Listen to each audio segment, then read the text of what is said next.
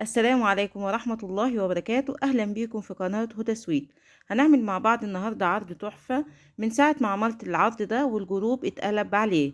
العرض بتاعنا هي تورتة مقاس 20، بنعملها طبقتين ونبيعها ب100 جنيه. أيوة 100 جنيه. في حاجة دلوقتي ب100 جنيه؟ والله في حاجة ب100 جنيه. هنعمل التورتة بتاعتنا دي من مقاس 20، هنعملها طبقتين بس. جبنا معانا الحلتين دول، حلة مقاس 20 والحلة دي مقاس 24. بحط فيها الكادر كده، بظبطه على مقاس 20 واحطه في الحلة. واحط في كل حلة 200 جرام دي سبونج، على بيضتين، على ربع كوباية مية او اقل من ربع كمان، واضربهم في العجان واحطهم في الفرن بتقعد حوالي تلت ساعة، 25 دقيقة حسب الفرن بتاعك. وده كده طبعا كان تاني يوم. انت ممكن تحطي الاسبونج كله في حلة واحدة وتعلي كده جوانب الحلة بورق، لكن انا بحب احطها في حلتين عشان ما تاخدش وقت كتير في الفرن، توفير في الغاز يعني. لكن لو محتاج، لو انا عايزه اعمل كمية كبيرة، طبعا بعمل التلات طرط في حلة واحدة عادي، بحط 400 جرام في حلة واحدة. قطعنا هنا الاسبونج بتاعنا، هنبتدي بقى نزين فيه. وبعد ما عملت التلات طرط اتطلب مني تورته رابعه وعملتها، وهوريها لكم دلوقتي في التصوير. الاسبونج طري جدا زي ما انتم شايفين. هنبتدي نزين في الاسبونج بتاعنا. لازم يا جماعه تعملوا عروض وتشغلوا الجروب بتاعكم. الناس بتحب العروض قوي قوي وبتجري عليها. والتورته دي زي ما احنا شايفين هي طبقتين، بس بسم الله ما شاء الله برضو بتبقى عاليه. يعني خليكي سخيه كده في الكريمه. حطينا الطبقتين، حطت التورته دي على قاعده مقاس 24. ظبطي ايدك كده واحده واحده.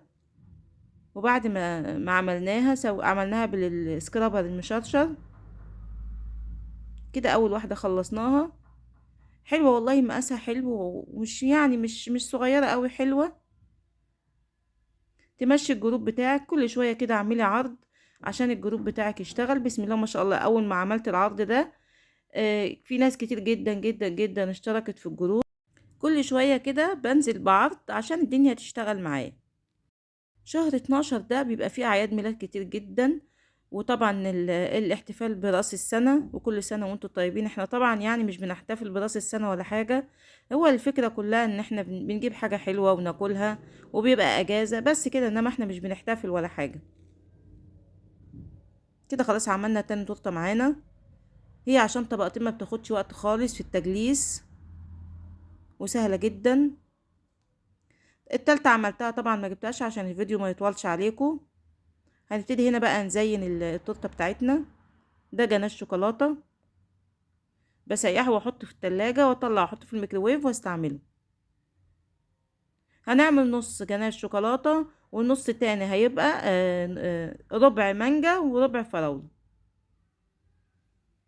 نعمل روزتات كده من فوق. لو وصلت لحد هنا يا حبيبة قلبي، ما تنسيش تحطي لايك واشتركي في القناة لو انتي مش مشتركة، وفعلي زر الجرس. حزمنا التورته بتاعتنا. هنبتدي بقى نقسمها من فوق.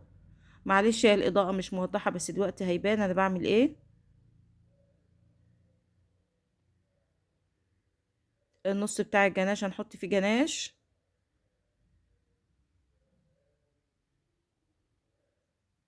طرق العرض دي طبعا انا بعملها يعني من جوه كريمة بس، لان الكاكاو غالي. ادي ربع جيلو فراولة وربع جيلو مانجا.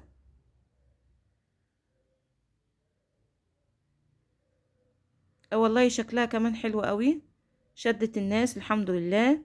ناس كتير كتير طلبت منها، والف هنا وشفا على اللي خدها. كده خلاص خلصناها. زي ما قلت لكم في اول الفيديو، انا بعد ما عملت التلاتة في حد طلب مني تاني واحدة، فعملتها. وادي الاربع طرق معانا، بسم الله ما شاء الله. وكده الفيديو بتاعنا يكون خلص، ومع الف سلامة.